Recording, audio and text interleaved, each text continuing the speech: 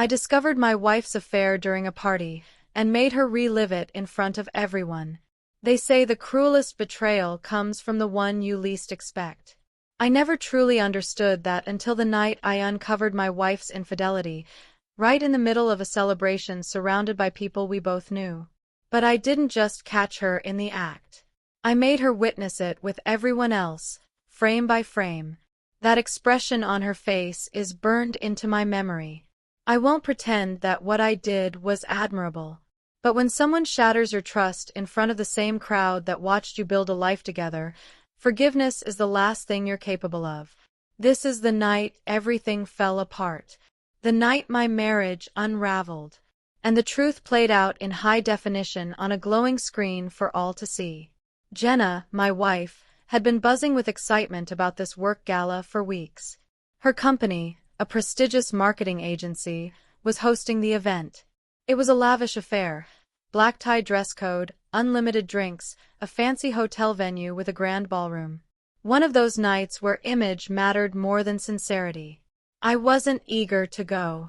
Work had drained me, and things between Jenna and me hadn't felt right for months. There was distance, a cold space growing between us. Still, she insisted. Said it was important because her boss would be there. She needed me beside her, she claimed. I gave in. That night, she looked breathtaking. A crimson gown, heels that added elegance to her stride. But as we drove to the venue, I couldn't shake the thought that I was just a prop, something to enhance her appearance for the night. At the event, she glided through the room like it was hers, laughing loudly, holding court in conversations that lingered too long. One man in particular stood out, tall, well-dressed, exuding arrogance. I didn't know him. When I asked, she casually said he was just a colleague and dismissed it like it meant nothing. But the way she said it stirred something uneasy in me. My gut clenched. Roughly an hour passed before I realized I hadn't seen Jenna in a while. She had said she needed the restroom, but never returned. I waited for a while, then started to look around. That's when I found her, tucked away toward the back of the ballroom, half concealed by drapes and shadows. She wasn't alone. It was that same man. His hand was on her waist. She giggled, softly, too familiarly. Then she looked up at him with a gaze so warm, it was like I'd vanished from her world entirely. I stood frozen. Maybe I was misreading it. Maybe it wasn't what it seemed. But a part of me knew better. I reached for my phone, not to snoop, but to protect myself. Something deep inside whispered, "You'll need evidence." And as if fate wanted to crush any hope I had left, she touched his chest gently. He leaned in. She didn't flinch, didn't pull back. I captured 10 seconds of it. That was all I needed. When I confronted her shortly after, she looked bewildered. Claimed she didn't know what I was talking about. Right there, in front of everyone, she twisted it, gaslighting me like I was some paranoid, jealous fool. I kept calm, even smiled. Because she didn't realize something. The hotel had cameras. And there was an event videographer capturing everything. I didn't expose her right then. I smiled. I nodded along. I kept up appearances. But inside, something was boiling. A fury that I couldn't contain. Later that night, once we were home, she slipped into bed without a word. No apology. No explanation. Just silence. That quiet between us was louder than any fight we'd ever had. It spoke volumes. I stayed up with a glass of whiskey in hand, replaying that short clip again and again. Her posture. The way her eyes lit up around him. His familiarity. It wasn't random flirting. It was practiced. Something ongoing. That's when I started digging. Within days, I managed to get my hands on the security footage from the hotel. I called in a favor through some contacts at a private security firm. My brother-in-law works there. Nothing shady, just discreet. What they uncovered confirmed everything I feared. Jenna had snuck off with him into a side room for 18 minutes. I had the exact time logged, along with footage of them walking out together. Her hair was messy, his jacket misaligned. It told the story without needing words. I even paid the event videographer to hand over the raw, unedited footage.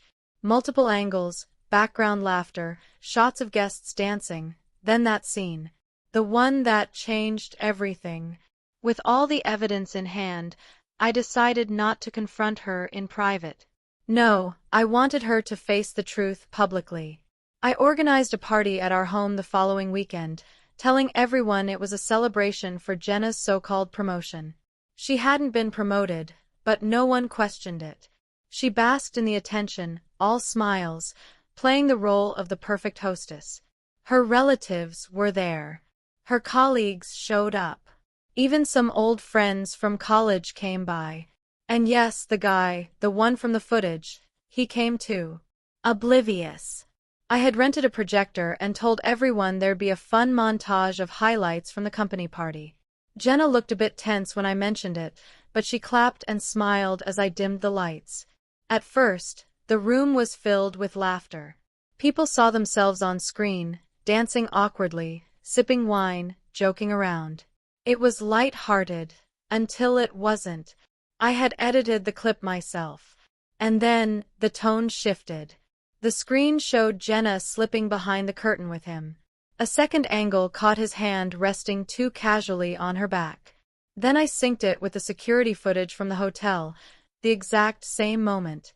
Them exiting the side room, her adjusting her dress. The room gasped. No one said anything. They didn't have to. Jenna stood frozen, color draining from her face. The wine glass slipped from her hand and shattered at her feet. Someone whispered, "Oh my God." Her mother quietly left the room. As for the guy, he attempted a weak laugh, claiming it was taken out of context. But the expressions in that room told another story. No one was buying his act. I powered off the projector. The silence that followed was heavier than any argument we'd ever had. Then I said it, loud enough for everyone to hear. I needed everyone to see what I saw, so no one would ever call me delusional again. One by one, the guests began to leave, awkward, uncomfortable, speechless. Jenna tried to speak, her voice cracking as she attempted to explain. She cried. She begged. She insisted it was meaningless, that she'd been drinking, that it was a mistake. I said nothing. I had heard enough. That night, I packed a bag and drove to my brother's place. Within days, I filed for divorce. She kept pleading, told me it didn't mean anything, that nothing physical had happened. But I had the footage. I had the timeline. I had the truth. What cut deepest wasn't the betrayal itself, it was the ease with which she lied. How quickly she tried to make me look unstable, irrational. Word spread in the weeks that followed. Some people picked sides, as they always do. But the video didn't lie. Her coworker lost his job. Jenna resigned not long after. Her relationship with her family deteriorated. They barely speak now. And me. I started over. You might think I did it out of vengeance. That making her relive her infidelity in front of everyone was cruel. But for me, it was never about revenge. It was about justice. Not because I despised her. The truth is, I don't anymore. But emotional manipulation, gaslighting, is a slow poison. It eats away at your confidence, your clarity, your sense of self. I needed to let the truth breathe, even if it burned down everything we had. That night, Jenna taught me something I'll never forget. Honesty hurts. But burying it under lies is far worse. So if something feels off, listen to your instincts. Keep records. Ask hard questions. Don't let love silence your voice. I lost a marriage that night, but I reclaimed my dignity. And in the quiet that followed, after the last guest had left, with the projector screen still glowing faintly behind me, I felt something I hadn't felt in years. Peace. Because the truth, no matter how devastating, is always kinder than the lie meant to erase it. Betrayal is painful. But silence destroys you. Speak your truth, even if your voice trembles.